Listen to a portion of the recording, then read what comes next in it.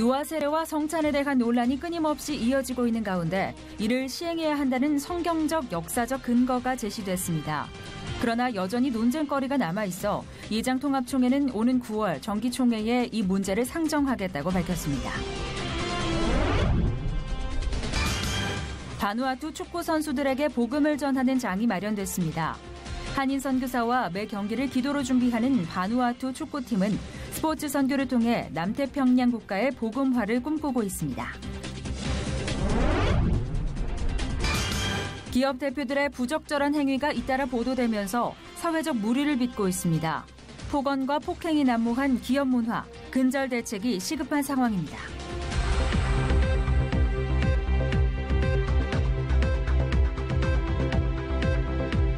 여러분 안녕하십니까? 양인순 목사입니다. 최근 이스라엘 네타냐후 총리와 프랑스의 마크롱 대통령이 만난 자리에서 마크롱 대통령은 프랑스가 나치와 협력했던 과거를 인정했습니다. 나치에 부역해 유대인 학살에 동조한 걸 시인했다는 건데요. 프랑스 역사상 처음 있는 일이었다고 합니다. 국가건 개인이건 올바른 역사는 잘못을 바로 잡는 데서부터 시작되는데요. 위안부 문제로 여전히 대립되어 있는 한일 관계도 이런 새로운 출발이 있기를 기대해 봅니다. 첫 순서로 교계 뉴스부터 전해드립니다. 한국교회의 다음 세대를 일으키기 위해 유아에게 주는 세례와 성찬을 확대해야 한다는 목소리가 커지고 있습니다. 이를 뒷받침하는 성경적, 역사적 근거가 제시됐습니다. 김효정 기자가 보도합니다. 유아나 어린이가 성찬에 참여해도 될까? 기독교 역사에서 가장 오랜 시간 지속되어 온 논쟁 중 하나입니다. 인지할 만한 능력이 없어 세례와 성찬이 불가능하다는 입장과 은혜의 산물이므로 막아서는 안 된다는 주장이 팽팽히 맞서왔습니다. 현재는 각 교단, 교회별로 기준이 다른데 기준이 엄격하지 않은 교단에서 신앙생활을 하던 교인이 보수적인 교단으로 옮길 경우 이미 얻었던 자격이 박탈되는 경우도 발생하고 있습니다. 영남신학대학교 김명실 교수는 유아 성찬이 가능한 배경을 성경적, 역사적 근거에서 찾습니다. 모세를 따르던 어린이를 포함한 공동체가 홍해바다를 건너고 신령한 음식을 함께 먹었다는 말씀과 유대인들의 경우 오래전부터 온 가족이 함께 모든 의례에 참여해왔다는 점 등을 들었습니다. 김 교수는 또 국내외 여러 교단들 역시 유아 성찬을 확대하고 있는 추세를 언급했습니다. 장로회와 남장로교회가 연합해서 1983년에 지금 연합장로교회죠. PCUS에서 첫 번째 그 예배 지침서에 이렇게 이야기를 합니다. 성찬으로 초대할 때에 반드시 유아 세례자들도 포함해야 한다라고 분명하게 명시하고 있습니다. 그래서 어린이들이 소외되지 않도록 의도적으로 주의를 주고 있음을 알 수 있습니다. 김 교수는 한국의 경우에도 이미 70년대 후반부터 유아와 어린아이의 성찬을 허락하고 있는 한국 기독교 장로교를 포함해 기독교 대한감리회 등이 유아 성찬을 진행하고 있다며 예장합동의 경우도 만 2세까지로 규정된 유아 세례 연령을 없애는 방안을 검토하고 있다고 말했습니다. 단 여전히 성찬의 중요한 근거가 되고 있는 고린도전서 11장 28절에서 29절 말씀 가운데 성찬의 자격으로 언급되는 분별의 능력을 어떻게 해석할지는 논쟁거리입니다. 또 현재 세례와 성찬을 한 자들에게 주어지는 공동의회 회원 자격 요건 등을 개정해야 하는 등의 문제도 남아 있습니다. 예장통합총회는 그러나 어린아이가 내게 오는 것을 금하지 말라고 말씀하신 예수님의 계명을 따라 유아 세례자의 성찬 참여는 현재 목회 현장에서 가장 시급하게 요구되는 부분이라며 이와 같은 내용을 오는 9월 열리는 총회 때 상정할 예정이라고 밝혔습니다. C채널 뉴스 김효정입니다. 이어서 그 밖의 교계 소식 전해드립니다. 우리나라 국민 중 71.6%가 기독교에 대해 부정적인 이미지를 갖고 있는 것으로 조사됐습니다. 대한예수교장로회 합동총회는 지난해 5월부터 올해 2월까지 일반 국민 1000여 명을 대상으로 설문조사를 한 결과 이 중 75.3%는 교회와 목회자에 대해서도 불신하는 것으로 전해졌습니다. 하지만 기독교에 대해 부정적인 이미지에도 불구하고 향후 종교를 가질 경우 기독교를 선택하겠다고 답한 사람이 44.8%로 가장 높았습니다. 이에 따라 합동총회는 다음 달 17일 개최되는 한국교회 미래전략 포럼에서 향후 총회 미래 전략 방향을 만들 예정입니다. 한국대학생선교회 여름수련회에서 대학생 1,010명이 장기기증 희망 등록에 참여했습니다. 2012년부터 CCC와 장기기증 캠페인을 벌여온 사랑의 장기기증 운동본부는 앞으로 한국교회가 장기기증에 활발히 참여하는 계기가 되면 좋겠다고 밝혔습니다. 북한정의연대가 현 시점에서 우리 정부가 북한과 대화하는 것은 시기상조이며 정부가 한미일 국제협력 관계를 유지하면서 북한에 대한 압박과 제재를 분명히 해야 한다고 밝혔습니다. 아울러 북한과의 실제적이고 가능한 대화의 장이 열릴 때까지 인내하면서 지혜로운 판단을 해야 한다고 덧붙였습니다. 아홉길 사랑교회가 창립 53주년 기념 예배를 드렸습니다.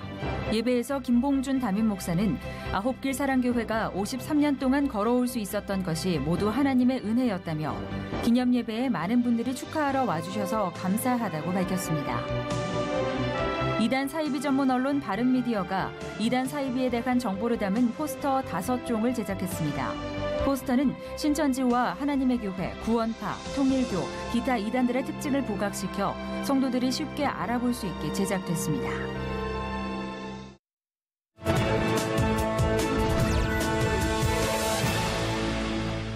최근 U20 월드컵 축구 경기가 우리나라에서 진행됐었습니다. 이 경기에 참여했던 나라 중 이목을 끌었던 국가가 바로 바누아투입니다. 나라 이름조차 생소한 이곳에 스포츠 선교로 바누아투 청년들에게 복음을 전하고 있는 분이 있습니다. 이덕진 선교사님 연결해서 말씀 들어봅니다. 선교사님 안녕하십니까? 네, 안녕하세요. 이덕진 선교사입니다. 네, 반갑습니다. 선교사님. 네. 바누아투 축구팀을 섬기고 지원하신다고 들었습니다. 바누아투는 이름도 좀 낯선데요. 먼저 바누아투 어떤 나라인지 간단히 소개 부탁드립니다. 네, 바누아투는 1980년도에 영국과 프랑스로부터 독립한 나라입니다. 네.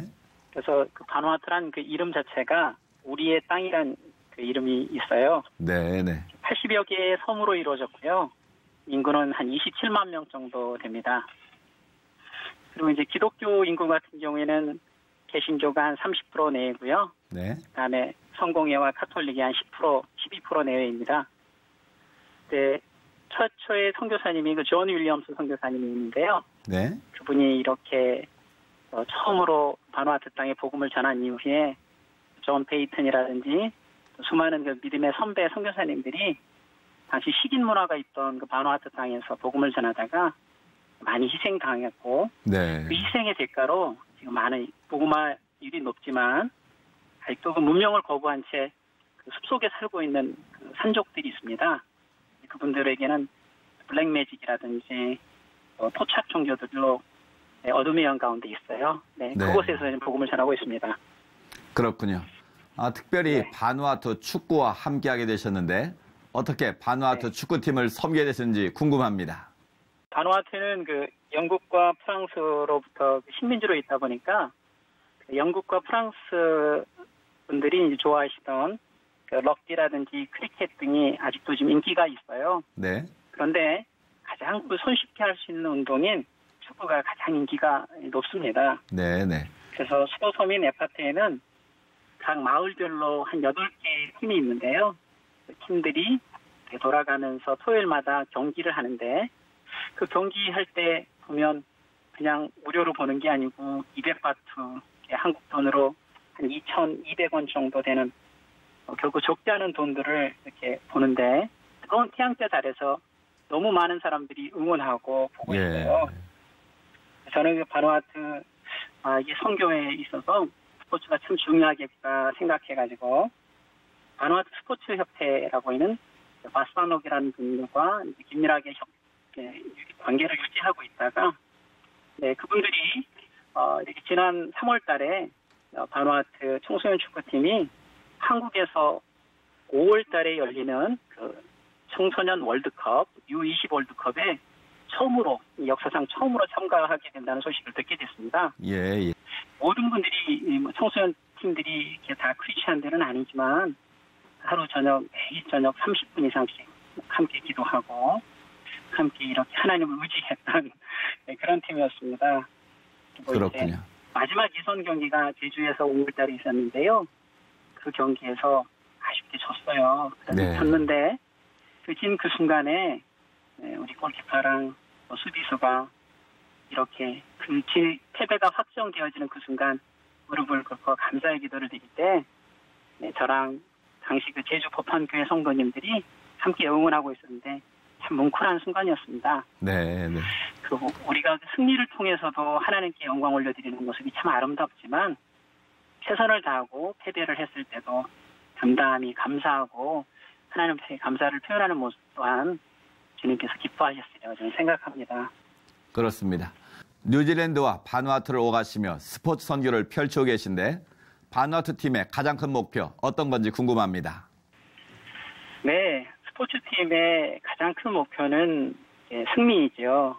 그런데 이제 스포츠 선교에 있어서는 스포츠라는 도구를 통해서 이 복음을 전하는 일이 가장 큰 제 꿈입니다. 네. 특별히 이번 금년 12월 달에는 바누아투에서 오세아니아 지역 팀들이 이렇게 미니 올림픽을 하게 됩니다. 네, 네. 남태평양 미니 올림픽을 하는데 강팀인 호주나 뉴질랜드는 좀 제외하고요. 예. 이렇게 인구들이 비슷한 작은 섬나라들 한 20개의 나라들, 이를테면 피지, 나우루, 통가, 뉴칼레도니아 이런 팀들이 20개 팀들이 바누아투에서 모여서 이렇게 시합이 있는데요. 그때 주님의 복음을 어떻게 이 스포츠에 모여 있는 그 선수들에게 복음을 어떻게 효과적으로 전할까 기도하고 계획을 세우고 있습니다. 네, 네. 이 경쟁을 해야 되고 승리를 갈망하는 선수들은 가장 갈급한 마음인 것 같아요. 그런 선수들에게 승리를 위해 간절히 주님을 붙잡는 과정을 통해 영원한 승리자 되신 주님을 만날 수 있게 도와주는 일이 스포츠 선교인 것 같습니다. 나아가서 제가 소망이 있다면 훌륭한 신앙을 가진 믿음의 선배가 바누아투 출신의 믿음의 선배가 국제적인 무대에 진출해서 후배들에게 그리스도의 선한 영향력을 끼치기를 소망합니다. 오래전 우리나라 그 축구의 태광군 선수, 탁구의 양영자 선수가 기독교 선수로서의 모범이 되고 후배분들에게 주님을 증거하는 분들이 되었듯이 네. 바누아투에도 그런 멋진 믿음의 선수들이 나오기를 제가 소망합니다. 네. 그런 믿음의 선수들이 많이 나오기를 바라고 바누아투 축구팀을 저희도 기억하고 응원하겠습니다. 선교사님 오늘 말씀 네, 감사합니다. 감사합니다, 목사님.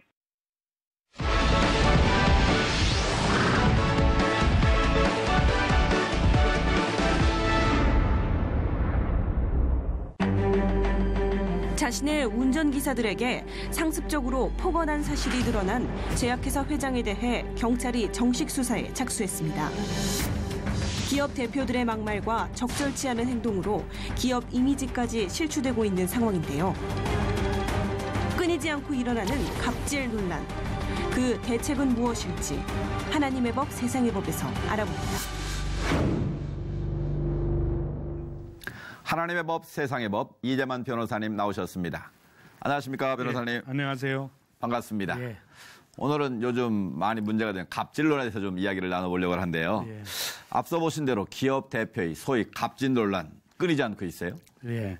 이번에는 이제 모 제약회사 회장이 자신의 차 운전기사에게 상습적으로 이제 폭언을 했다고 해서 네. 이제 문제가 되고 있는데 사실은 이제 둘만이 있는 그 행동이라서 전혀 외부에서는 알 수 없는데 이 갑질 논란에 대해서 이 폭언에 대해서 견디지 못한 운전기사가 네. 결국 몰래 녹취를 해서 그 녹음 파일이 공개돼서 그것이 이제 사회적으로 크게 이제 이슈가 되고 있는 것이죠. 근데 회장은 이제 사회적으로 물의를 빚으니까 이제 뒤늦게 사과를 했지만 예. 여론은 싸늘하고 그리고 갑질 논란은 이제 끊이질 않고 있는 것이죠. 네. 그러니까 사과를 했음에도 불구하고 여론이 싸늘하다는 거는 이거 한두 번의 실수가 아니고 예. 지속 내지는 상습적으로 갑질론이 있었던 거 아니겠습니까? 그래서 공분을 사는 것 같은데요. 예, 이제 그 녹취 파일, 이제 녹취록이 공개되면서 그 폭언의 수위가 외부에 이제 알려지게 되니까 네. 국민들이 이제 더 분노를 하고 있는 것이죠. 그리고 사실은 이제 더더군다나 문제되는 건 이제 이번 운전기사 말고도 그 전직 운전기사에게도 이런 폭언, 갑질이 있었다. 예. 그래서 결국은 이게 상습적인 폭언이 아니냐 이렇게 문제가 되니까 이제 경찰에서 결국 내사 단계에서 전직 운전기사도 불렀고 참고인도 불러서 조사를 해보니까 다수의 증거가 확보됐다고 판단돼서 예. 내사가 정식 수사로 전환됐습니다. 그렇군요. 예. 이런 건 명예훼손이나 모욕죄에 해당되는 거 아니겠습니까? 법적으로 어떤 제재를 받을 수 있습니까? 물론 이제 민사적으로나 형사적으로 법적 제재가 있고 나아가서는 비법적이지만 더 중한 제재라고 볼 수 있는 사회적인 제재도 받게 됩니다. 예. 그러니까 형사적 제재는 폭언이니까 이제 두 사람 간에 있었으면은 결국은 공연성은 없기 때문에 이제 모욕죄가 성립되고요. 또 여러 사람 앞에서 폭언을 했으면 그 사람의 사회적 평가를 저하시킨 그 명예훼손적 행위가 있었다고 보여지니까 이때는 명예훼손죄로 처벌받고요. 예. 또 폭언에서 나아가서 폭행을 했다면 폭행죄가 되고 네. 폭행으로 인해서 다쳤다고 그러면 폭행치상죄로도 처벌받습니다. 네. 또 민사적으로는 모욕이라든지 또는 명예훼손, 폭행 이런 것들은 다 불법행위이기 때문에 예. 불법행위에 의한 손해배상 책임 또 치료비가 있으면 치료비도 줘야 되고 입원했으면 입원하는 기간 동안에 뭐 입원비, 입원하는 기간 동안에 벌지 못했던 일시소득도 다 줘야 되고요. 네. 그리고 이제 중요한 것은 이제 사회적 책임이죠. 네. 결국은 이 회사는 그 오너 리스크 때문에 주식가가 막 떨어지고 회사 이미지가 결국은 자꾸 저하되니까 네. 이럴 경우에는 회사에서 강제 퇴직시킬 수도 있어요. 그러면 본인이 평생 일궈온 회사인데 거기서 불명예 강제 퇴직되는 이런 그 사회적으로 그런 책임을 부담하게 되면 한동안 사회적으로 매장되는 네. 그런 책임도 부담하게 되죠. 네, 종류는 좀 다르겠습니다만 이 기업 대표의 부적절한 행동으로 사회적 무리를 일으킨 일이 이번에 유독 연달아 일어나고 있는 것 같은데요. 이건 개인의 문제뿐 아니라 다른 사람에게도 피해를 주는 경우가 많지 않습니까? 네, 그렇습니다. 최근에 이제 피자 업체나 또는 뭐 치킨 업체 대표가 결국은 직원에 대한 어떤 부적절한 행동 때문에 역시 갑질 논란으로 문제가 됐었죠. 네. 근데 이제 사실은 이제 프랜차이즈 회사의 회장의 경우에 문제가 되면 그 피해는 고스란히 이 소비자들이 불매 운동을 일으키기 때문에 그 가맹점들, 그 중소, 그 상인들이 결국 피해를 입게 되는 것이죠. 그렇죠. 네, 그래서 지금 공정거래위원회에서는 이제 이 프랜차이즈 업계의 갑질 논란이 문제되니까 이 결국은 이제 인테리어비라든지 식재료비들 부당하게 부풀려서 결국은 그 가맹점한테 떠넘긴 게 아닌가 해서 네. 가맹점법 위반에 대해서 조사를 하겠다고 이렇게 하고 있습니다. 네. 그래서 지금 계속적으로 이 갑질 논란이 문제되고 있는데요. 네. 과거에는 갑질 논란이 과거에도 왜 없었겠어요. 갑질이. 그런데 과거에는 참고 견뎠는데 예. 지금의 직원들은 인터넷 세상이 되다 보니까 이걸 참지 않고 또 스마트폰으로 쉽게 녹음을 하니까 증거 확보가 너무 쉬워졌어요. 예. 그러다 보니까 요즘에 이런 일들이 요즘에 갑자기 많이 생긴 것 같지만 과거에 있던 것들이 지금 이제 수면으로 올라왔다고 보는 것이죠. 네, 네. 왜 이런 일이 계속 일어나고 있는지 그 갑질 논란의 원인을 좀 살펴봐야 될 것 같은데 그 원인이 어디에 있다고 생각하십니까? 결국은 이제 봉건적인 신분사회가 근대적인 시민사회로 바뀌면서 이제 흔히 얘기하는 신분에서 계약으로 이게 이제 사회적 네. 변화를 나타내는 아주 핵심적인 그런 단어였었죠. 예. 그런데 그 모든 사회적 계약 관계가 자유로운 그 개인 간의 주체, 법적 주체들의 평등한 주체들을 전제로 하고 있는 것인데 이 갑질 논란의 경우에는 아직도 회장들의 경우에는 본인이 그 구시대적 유습을 그대로 갖고 있어 가지고 이 대등한 계약 주체로 보는 것이 아니죠. 네. 그래서 그들은 봉건 사회의 죽음 같은 그런 행동을 하니까 이게 현대 사회, 시민 사회에서는 네. 용납이 안 되는 거예요. 그렇죠. 그리고 또 그게 결국은 이제 오너의 기업가 정신이 이제 문제인데 오너들이 이제 본인이 이제 윤리적인 그 기업가 정신을 갖고 있으면 되는데 이것은 내 회사다. 그리고 내가 법이다. 이런 생각들을 갖고 있는 것이 이제 문제죠. 예. 특히 개인이 일군 회사라도 이게 사실은 그 주변에 많은 사람들의 도움으로 일궈진 회사죠. 그러니까 회사가 개인의 소유가 아닌데 네. 자기 소유라는 생각, 그런 생각 속에서 이제 그런 행동들이 나오는 것이죠. 예. 그러니까 결국 이제 오너들이 이제 인식의 전환이 있어야 되는데 그래서 오너는 섬김을 받는 사람이 아니라 섬김을 하는 사람이다. 예. 이런 생각만 갖고 있다면 그리고 회사 직원들도 부하 직원이라고만 보지 않고 일을 함께 하는 동역자다. 예. 이런 인식만 갖고 있으면 그러면 이제 이런 문제가 안 생기는데 너는 나 때문에 밥 먹고 사는 것이다. 그리고 내가 시키면 그러니까 시키는 대로 해. 이런 정근제적인 사고방식으로 기업을 운영하다 보니까 결국 이런 갑질 문제들이 지속적으로 발생하고 있는 것이죠. 그렇군요. 여기서 우리가 꼭 한번 짚고 넘어가야 될 문제가 결국은 사람을 어떻게 대하느냐, 가치, 또 태도의 문제가 아니겠습니까? 예수님께서 너희가 사람을 대할 때 왜 물어보지 말고 그 마음, 중심을 보라고 말씀하지 않았습니까? 지금 말씀하신 경우는 대부분 사람을 대할 때 어떤 직위라든지 뭐 어떤 힘, 권력, 재산 이런 거 가지고 그 사람을 평가하거나 판단한 경우가 아니겠습니까? 그럼 말씀하신 것처럼 정말 오너 입장에서는 그 직원들을 정말 가족처럼 때로는 그 직원이 열심히 일하면 회사가 잘 된 거 아니겠습니까? 그렇습니다. 또 회사원 입장에서는 또 그 오너를 정말 존경하고 신뢰할 때 이 상생의 문화 내지는 상생의 기업 문화가 이루어질 것 같은데 그렇죠. 어떻게 보십니까? 이제 어느 기업의 경우에는 고객만큼 직원을 더 그만큼 중시한다. 네. 이런 이제 기업가 정신을 가진 기업은 지속적 성장이 가능했었습니다. 마찬가지로 모든 직원들에게도 그렇게 대하면 직원들도 주인 의식을 갖게 되고 그러다 보면 소비자들한테 대하는 그 서비스 정신도 달라지기 때문에 결국 소비자들도 그 기업 제품을 많이 선호하게 돼서 이런 선순환이 이루어지기 때문에 기업이 지속적으로 성장할 수 있는 것이죠. 사람을 귀여기고 가치를 귀여기는 회사가 잘 된다. 예, 그렇습니다. 이번 기회에 좀 오너들이 좀 인식했으면 좋겠고요. 또 지금 사회 환경이나 기업 환경이 급속도로 변하고 있지 않습니까? 이제는 그 제왕적, 구시대적 기업 운영 탈피될 때가 된 것 같은데 어떻습니까? 그래서 이제 현대 그 상황 때문에 그렇습니다. 왜냐하면 현대는 인터넷 세상입니다. 그리고 SNS가 상당히 발전돼 있고 또 발달돼 있고 인프라도 잘 돼 있죠. 그래서 인터넷상의 그 전파 속도가 빛의 속도고 전파 범위는 세계적입니다. 예전에는 갑질 논란이 있어도 이게 한국 전체에 퍼져나가는데 뭐 오래 걸렸고 뭐 몇 달씩 걸릴 수도 있는데 지금은 갑질 논란에 대해서 인터넷에 한번 올라가면 이게 퍼지는데 오전에 올리면 벌써 점심시간이 되기 전에 벌써 문제가 돼서 확 퍼지죠. 그렇기 때문에 회장에 대한 일탈 행동은 인터넷을 통해서 순식간에 퍼져나가기 때문에 소비자들의 불매운동은 들불처럼 퍼져나갑니다. 그러면 기업이 도태될 수도 있어요. 그렇죠. 그래서 이번 사건은 회장들의 제왕적 일탈 행동이 기업을 도태시킬 수도 있고 또 더 이상 갑을 사회는 이 나라에서 존재할 수 없는 그런 점이라는 것을 알려주는 그런 사건이라고 볼 수 있겠죠. 네. 이론적으로는 누구나 다 아는 상식적인 이야기입니다만 그것을 현실에서 어떻게 적용하고 실천하는지가 가장 중요한 것 아니겠습니까? 고용주나 노동자가 서로가 발전하는 관계로서 만들어가는 기업 문화가 정착되겠습니다. 변호사님 오늘 말씀 감사합니다. 예, 감사합니다.